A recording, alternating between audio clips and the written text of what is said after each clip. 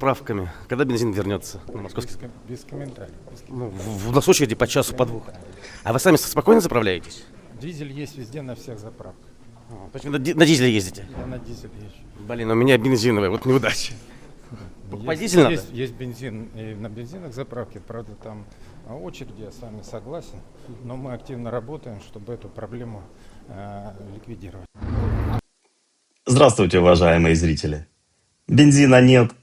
Все больше региону подключается к этому флешмобу и встают в очереди на заправке. Они решают эту проблему. Знаете, каким образом? Они убирают эти очереди путем штрафования. Выписывают штрафы за то, что стоят. Это я понимаю, движуха нормальная. Поддержите канал подпиской. Ставьте лайк, комментарий. Не переключайтесь.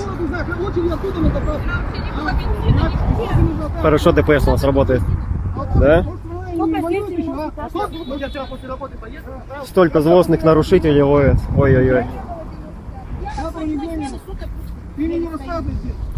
Ты почему говоришь, что раз в стране все нормально? Ты почему не на войне тогда? Почему ты Жаловаться надо на них, жаловаться.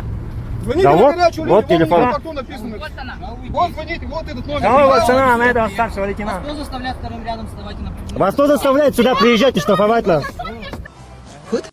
Все для людей делают. Еще одна благодарная россияночка удивляется путинскому экономическому диву. Все закончилось. Все уже закончилось. Тем временем перевозчики Wildberries тихонечко маскируются. Дагилмьева официально больше не существует. Потому что у нас больше ничего нет. Сгорел склад Оледина, который был наш основной склад. На собственном складе, в бизнес-центре у нас нет товаров, практически ничего. И просто 8 лет пошли коту под хвост. Мне кажется, 26 лет при управлении Путина Россией пошли коту туда. А в чем смысл теперь этой войны? Ну вот возьмете вы, еще раз говорю, с вами, с Краматорском, они же войну не прекратят, они же есть ресурсы. А вообще вот все, ради чего затевалась вся эта военная кампания, все же пришло к противоположности своей. Все правильно говорит Калашников. Украина уже впервые после 17 месяцев разработки запускает управляемую авиационную бомбу. А эти испытания человек купил новую Ниву. Посмотрите. Друзья, всех приветствую. Наконец-то я приобрел легендарную Ниву Спорт. Хотел бы рассказать про свои ощущения. Первое. Вот я на ней еду уже 270 километров. Смотрите прикол. Мало того, что руль стоит криво, вот вправо повернут. Есть такой прикол. Смотрите. 60 километров в час, 2000 оборотов. Нажимаешь газ и начинается такое. Это нормально, нет, по-вашему? Мне нравится. Нормально. 21 век на дворе. Илон Маск Теслы заставил ездить по искусственному интеллекту. Сами ездят.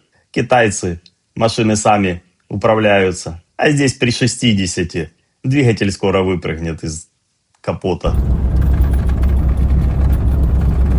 По-моему, ненормально. Импортозамещение. А этот, походу, устал смотреть телевизоры, потому что там показывают неправду. Посмотрите, что он решил устроить.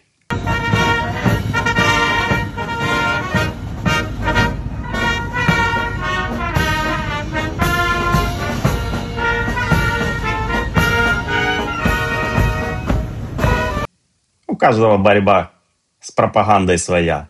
Этот решил так.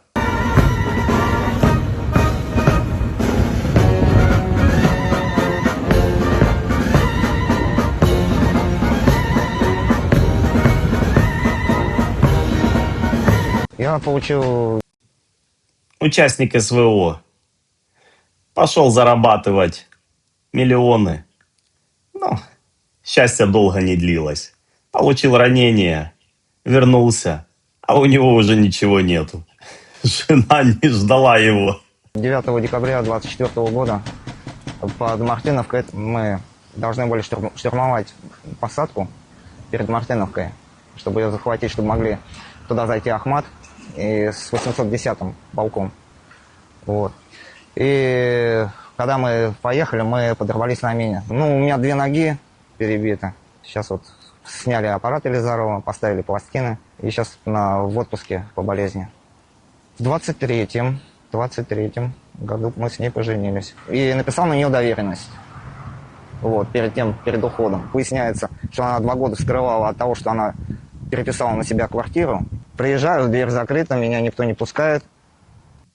Его просто уже никто и не ждал. Все, я говорю, дайте мои документы эти. Я тебе их отдала, они у тебя, ты их сам где-то потерял. Безысходность идет. Другие скрепы на России. Великая держава. Лярды запускает за день по мирной Украине, а сами живут. 21 век на дворе, ноу-хау, а мы вон живем как тараканы. Но это было сначала женская тюрьма, ее называют Бастилией еще. Говорили, что тут даже сидела Сонька Золотая Ручка. У меня в 1996 году, 3 апреля, сгорел дом. Мне дали 1 комнату. С 96 года я здесь живу. Вода холодная, горячей нету. Ремонт тут когда делаю. Представляете, а 3 шахеда не запустили, и у одной женщины появилась квартира. А таких 2 дня не запустили шахеды Искандеры. И получается, уже полстраны могло бы жить в комфорте. Сами сделаем, так оно и будет. Говорю, люди за убийство столько не сидят, сколько мы тут уже живем. Не только что я жила, вот много жителей таких. Это вот когда тут живешь, уже привыкаешь. Ну, были вот когда обращение к президенту, прямая линия. Первые послания тоже я звонила. 0 эмоций, никаких ни ответов, ни приветов. Писала. Ну да, на прямой линии. Представляете, Владимир Владимирович бы ответил. Наивная. Своих не бросаем. Писала, ходила. Мне что отвечали? Люди не в таких условиях живут. Я говорю, ну правильно, люди на помойке живут. Я говорю, надо равняться к этому. Все отписки, ждите очередь. И очередь у вас такая-то. Каждый год после января месяца, вот если ты подвинулась на 2 человека, то это хорошо. Вот. Так что я говорю, и меня тут похоронят. Шла бы и с большим удовольствием. А куда идти? Некуда. Мама похоронила здесь, папу. Почему не можете обслуживать? Yes. Ну, окей. BMW дилер не может обслуживать. А где здесь почитать?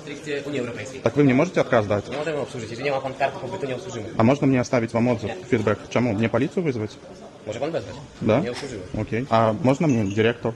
Можна, не можна. Но если нема панкарты, побиту Так, так письмо Максима мне. Панкарты, побиту пребывания в Польше? Зачем? У меня BMW, мне не надо карту. Мне есть важно. Приехал какой-то белорус на БМВ. Хотел обслужиться на официальном дилере в Польше. Но санкции делают свое дело. Друзья, прошу поддержать канал. Напишите комментарий, подпишитесь, поставьте лайк. Спасибо за просмотр и до скорых встреч.